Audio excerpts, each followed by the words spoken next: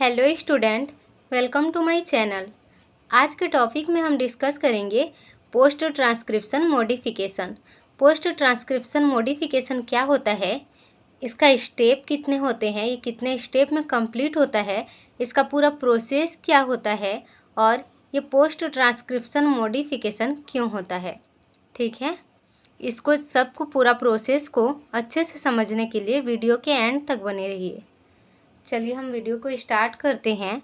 जो post transcription modification होता है वो 3 स्टेप में कंप्लीट होता है। फर्स्ट क्या है, 5 prime capping, second poly A tail या टेलिंग एंड थर्ड स्प्लाइसिंग। तो सबसे पहले हम देखेंगे 5 प्राइम कैपिंग। इसमें क्या होता है कि 5 प्राइम में कैप लगाना होता है। कैप मतलब कि 5 प्राइम में टोपी लगाना होता है। जैसे कि आपको पता है कि डीएनए होता है, जो डबल स्टैंडर्ड डीएनए होता है, तो उसमें एक साइड 5 प्राइम होता है तो एक साइड 3 प्राइम होता है। इसमें 5 प्राइम वाले हिस्सा जो होता है, 5 प्राइम वाले पार्ट में कैप लगाना होता है, उसको बंद करके रखना होता है। और कैप इसलिए लगाया जाता है ताकि वो सुरक्षित रहे। उसको सुरक्षा के लिए समझो एक सुरक्षा कवच है। जैसे कि हम टोपी लगाते हैं तो कुछ भी ऐसे गिरता है हमारे ऊपर तो सुरक्षा करता है। ठीक है, इसीलिए ही 5 प्राइम में कैप लगाया जाता है। तो इसका पूरा प्रोसेस को देखेंगे तब ही समझ में आएगा कि ये होता क्या है। चलिए हम स्टार्ट करते हैं। सबसे पहले जो 5 प्राइम होगा, यहाँ 5 प्राइम में हमेशा जी प्रेजेंट होता है, मतलब कि ग्वानिन प्रेजेंट होगा। इसे कैप लगाना होता है। अब न्यूक्लियस में mRNA है जो कि प्री मैच्योर है। न्यूक्लियस में जो mRNA होगा वो प्री मैच्योर होता है, तो उसे प्राइमरी mRNA या प्राइमरी RNA कहते हैं। RNA पोल एंजाइम का एक टेल लाइक स्ट्रक्चर होता है। जो RNA पॉलीमरेज है, देखिए यहाँ पे बताया है RNA पॉलीमरेज, इसका एक टेल लाइक स्ट्रक्चर होता है जिसे CTD कहते हैं। ठीक है, CTD क्या है, कार्बोक्सिल टर्मिनल डोमेन है। ये कार्बोक्सिल टर्मिनल डोमेन कहते हैं। एक टेल लाइक स्ट्रक्चर होता है RNA पॉलीमरेज का। अब क्या होगा, जो प्री मैच्योर RNA है उसको बाहर निकाला जाता है। ये देखिए बाहर निकाला गया है। mRNA को प्री मैच्योर RNA कहा गया था, तो इसे बाहर निकालकर इसमें कैप लगाया जाता है। ठीक है, फिर इसमें सबसे पहले HSP-T5 आता है। ये HSP-T5 आता है और 5 प्राइम के साइड में बाइंड हो जाता है या जुड़ जाता है।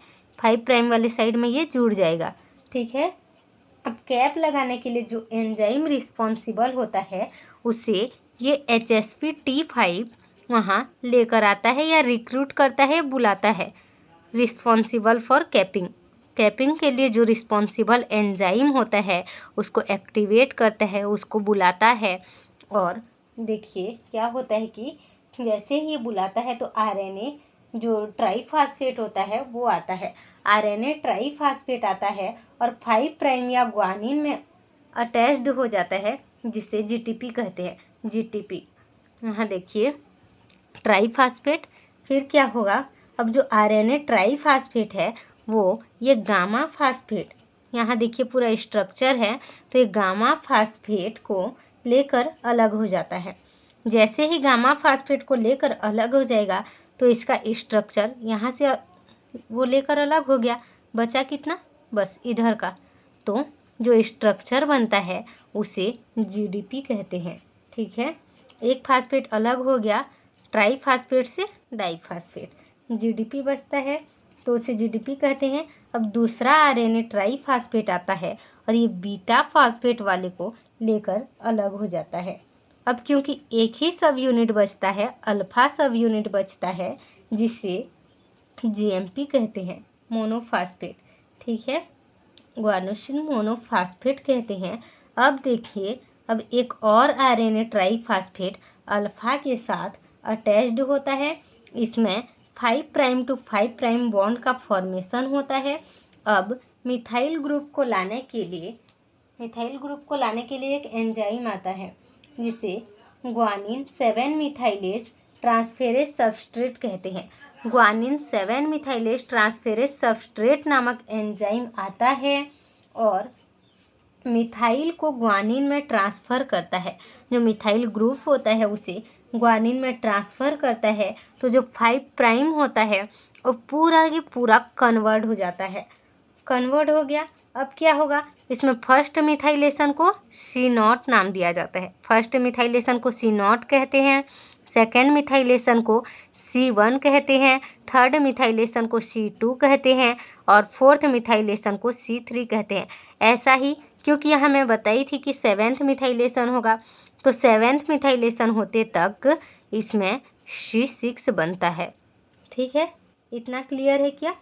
ग्वानिन 7 मिथाइल ट्रांसफेरेज में एक सबस्ट्रेट होता है जिसे सैम कहते हैं। ये सैम SAM सैम, ये सैम जो होता है ये ग्वानिन 7 मिथाइल ट्रांसफेरेज में एक सबस्ट्रेट होता है। ठीक है, इतना क्लियर है क्या? ये हो गया 5 प्राइम कैपिंग। अब ये क्लियर होने के बाद सेकेंड बचता है पॉली ए टेल या टेलिंग। तो चलिए हम इसको देखते हैं कि ये क्या होता है। देखिए, सेकेंड पॉली ए टेलिंग, ये है पॉली ए टेलिंग। इसमें ये 5 प्राइम डबल स्टैंडर्ड DNA का, ये 3 प्राइम। ठीक है, इसमें क्या होता है कि इस प्रोसेस में पैप ऐड होता है, PAP पैप ये ऐड होता है।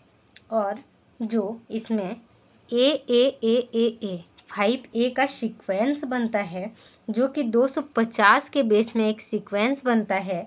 और इसमें जो 250 के बेस में AA का सीक्वेंस बनता है 5A का, उसे ही पॉली ए टेलिंग कहते हैं। क्लियर है क्या? अब क्या होगा, इसमें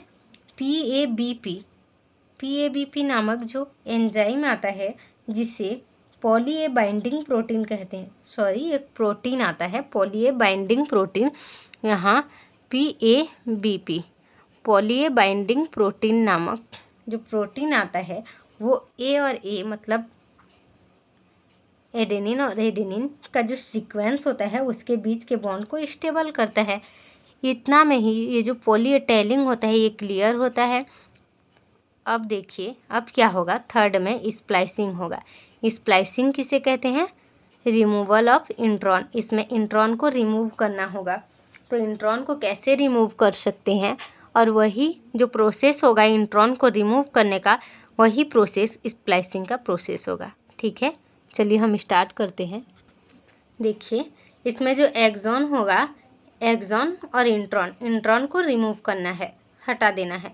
तो एक्सॉन जो होगा वो कोडिंग रीजन में होगा और इंट्रॉन जो होगा वो नॉन कोडिंग रीजन होगा। ठीक है, अब क्योंकि इंट्रॉन को रिलीज़ करना है तो इसके इंट्रॉन फर्स्ट नंबर पर देखिए GU का सीक्वेंस होगा, और ये जो GU का सीक्वेंस है और इसके लास्ट में AG का सीक्वेंस है।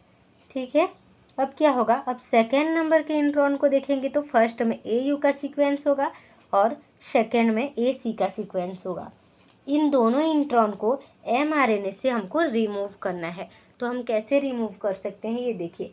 फर्स्ट में जो पिरिमिडिन में, अब फर्स्ट पिरिमिडिन में GUCCCCA UUUUAG मतलब कि ग्वानिन यूरेसिल, और ये साइटोसिन यूरेसिल एडेनिन ग्वानिन का जो सीक्वेंस होगा ऐसा पिरिमिडिन में 11वें नंबर तक होता है। ठीक है, 11वें नंबर तक होगा। अब इंट्रॉन 5 प्राइम को क्लीव करने का काम करता है। इंट्रॉन 5 प्राइम को, यहाँ इंट्रॉन 5 प्राइम को क्लीव करने का काम करता है, जिससे 5 प्राइम जो होता है अपना एक स्पेस बना लेता है। और जैसे ही स्पेस बनाता है उस स्पेस को 5 प्राइम ऑफ स्प्लाइसिंग साइट कहते हैं। ठीक है, 5 प्राइम ऑफ स्प्लाइसिंग साइट कहते हैं। और जो 3 प्राइम होगा वो भी अपना एक स्पेस बनाएगा। 3 प्राइम जो स्पेस बनाता है उसे 3 प्राइम ऑफ स्प्लाइसिंग साइट कहते हैं। अब देखिए, जो सेकेंड नंबर का OH होगा, ये सेकेंड नंबर का OH होगा वो ग्वानिन और ग्वानिन के बीच में फास्फोडाइएस्टर बॉन्ड को ब्रेक करता है या तोड़ता है। फिर सेकेंड नंबर का जो OH होगा, हाइड्रोक्सिल ग्रुप, जो 5 प्राइम में न्यूक्लियोफिलिक अटैक करता है। यहाँ 5 प्राइम है, यहाँ न्यूक्लियोफिलिक अटैक करेगा, तो इसी के कारण जो फर्स्ट एक्सॉन होता है वो कट कर अलग हो जाता है। ठीक है। फर्स्ट एक्सॉन कट कर अलग हो जाएगा। अब क्या होगा कि जैसे ही ये अलग होता है तो इंट्रॉन जो होता है वो मुड़ जाता है।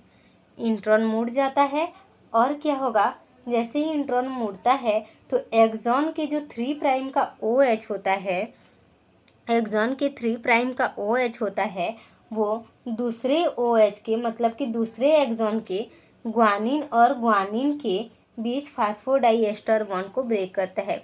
इस एक्सॉन का जो 3 प्राइम होता है वो यहाँ आता है, इस सेकंड नंबर का एक्सॉन है, इसके बीच के मतलब कि जो ग्वानिन और ग्वानिन का बीच वाला बॉन्ड होगा यहाँ के फास्फोडाइएस्टर बॉन्ड को ब्रेक कर देता है।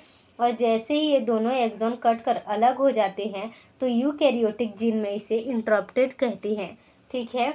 5 prime end of intron from 5 prime splice site and 3 prime end of intron from 3 prime splice site A from branch point sited. Clear है क्या? यही था स्प्लाइसिंग। और इस प्रकार से तीनों प्रोसेस कंप्लीट होता है, उसे ही कहते हैं पोस्ट ट्रांसक्रिप्शनल मॉडिफिकेशन। अच्छा, एक नोट्स है, देख लीजिए कि एक्सॉन के जो स्टार्ट में ग्वानिन होता है तो लास्ट में भी ग्वानिन होता है। मैं यहाँ पे बताई थी, ग्वानिन ग्वानिन के बीच के फास्फोडाइएस्टर बॉन्ड को ब्रेक करता है।